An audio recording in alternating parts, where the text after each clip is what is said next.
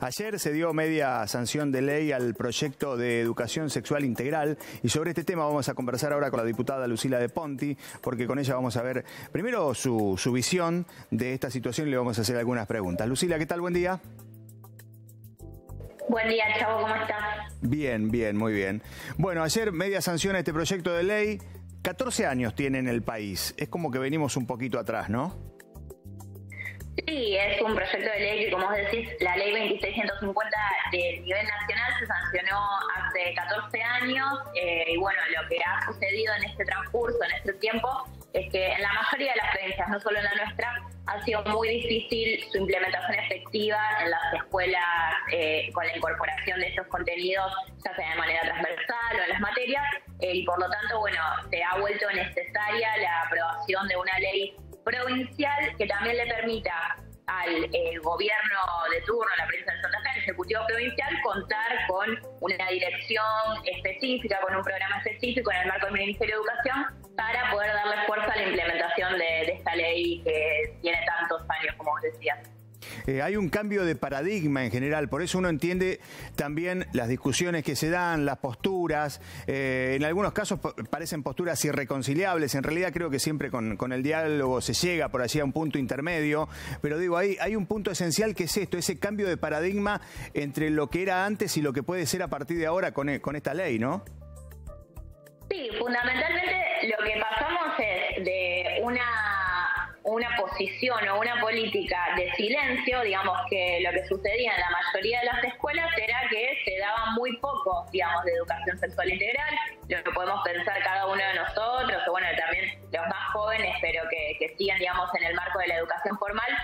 si han recibido o no una educación sexual integral que les haya permitido contar con las herramientas necesarias para después manejarse en la vida y poder tener un proyecto de vida, ya sea desde el ejercicio de la sexualidad, pero también desde la promoción de la salud de manera correcta o no. Bueno, lo que sucedía en la mayoría de los casos es que esto no se daba o se decía muy poco en las escuelas. Y el cambio de paradigma al que vos te referís tiene que ver con esto, con empezar a incorporar estos contenidos de manera gradual, de manera proporcional también a las distintas etapas de la educación, que eso es por ahí una falsa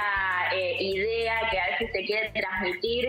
como si los niños de jardín van a recibir la misma educación que los chicos del secundario. Y esto no es así, está claramente establecido en la ley la gradualidad, la proporcionalidad y sobre todo la adecuación a la etapa de cada momento de la educación para brindar y dictar estos contenidos. Entonces realmente el cambio de paradigma tiene que ver con empezar a incorporar estos contenidos a las escuelas, a que se hable de esto, a que se le enseñe a los jóvenes y a las jóvenes, a los niños y niñas, a conocerse, a respetarse y a conocer y respetar a los otros, a vivir en tolerancia, a vivir respetando la diversidad, pero sobre todo con los derechos garantizados, fundamentalmente en lo que tiene que ver con la salud.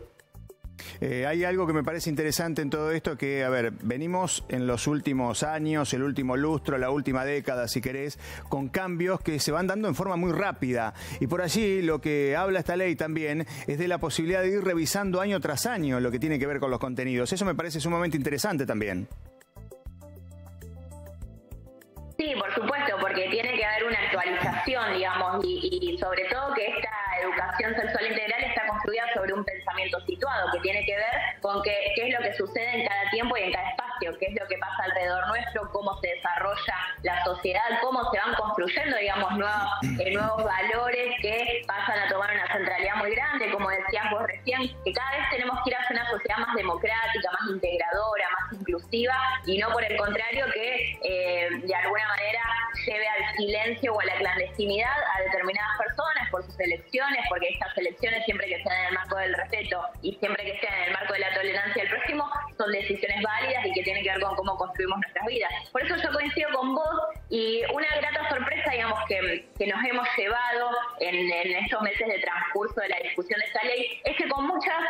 personas, con muchas diputadas sobre todo, que uno pudiera pensar que había posiciones a veces irreconciliables, por el contrario fuimos encontrando puntos de acuerdo, y si bien no todos terminaron votando el proyecto que se sancionó ayer, sí hubo muchas más coincidencias que las que podíamos pensar que teníamos a priori, y que lamentablemente quienes se siguen oponiendo me parece que de alguna forma no terminan de ver todos los beneficios concretos que esta ley le trae, sobre todo a la vida de los niños y niñas y de los jóvenes.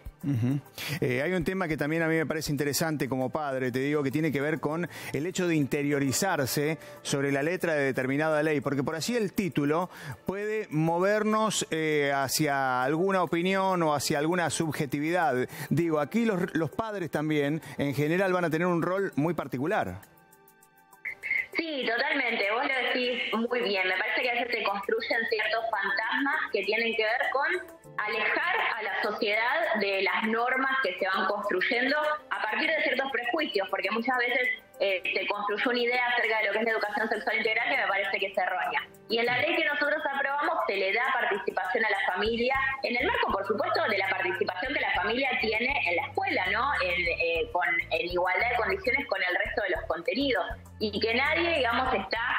obligado a realizar o a cumplir un rol que no quiere cumplir, sino que se los invita a participar, se les permite acceder a los conocimientos que se van a impartir en el marco de la educación sexual integral, a que formen parte también de la educación de sus niños, pero entendiendo que los niños, las niñas, los jóvenes son sujetos de derechos, personas que tienen derechos y que estos derechos tienen que ser garantizados más allá de que hayan nacido en una familia o en otra. Y que es importante tener en cuenta que esta ley nos permite también avanzar en detectar muchas veces situaciones muy graves que tienen que ver, por ejemplo, con los abusos infantiles, que tienen que ver con determinados tipos de violencia que a veces se producen, y que la escuela es un ámbito o el mejor ámbito, digamos, donde se pueden detectar estas cosas, y que si las ponemos sobre la mesa, si lo discutimos, realmente vamos a ayudar a estar más cerca de que se respeten los derechos de los niños y niñas. Sí, eso te quería preguntar como último, porque a ver, las estadísticas mandan, los números muestran que más allá de cierta concientización que se puede hacer en este último tiempo, los números indican que las estadísticas van en aumento con respecto a estos últimos temas que estás comentando. Sí, hay estadísticas muy claras que se han construido, digamos, en el marco del Ministerio de Educación, de la información que brindan las escuelas, y también hay otras estadísticas, por ejemplo, que nos brinda el Ministerio de Salud de la Nación, que tienen que ver también con una problemática muy concreta, que por ejemplo son los embarazos adolescentes o los embarazos no deseados de niñas muy jóvenes que a veces tienen que, terminar llevando adelante un proyecto de maternidad sin haberlo elegido, y que no es, digamos, el rol que tienen que cumplir en esa determinada edad. Nosotros tenemos en Argentina más o menos un 15% del total de niños nacidos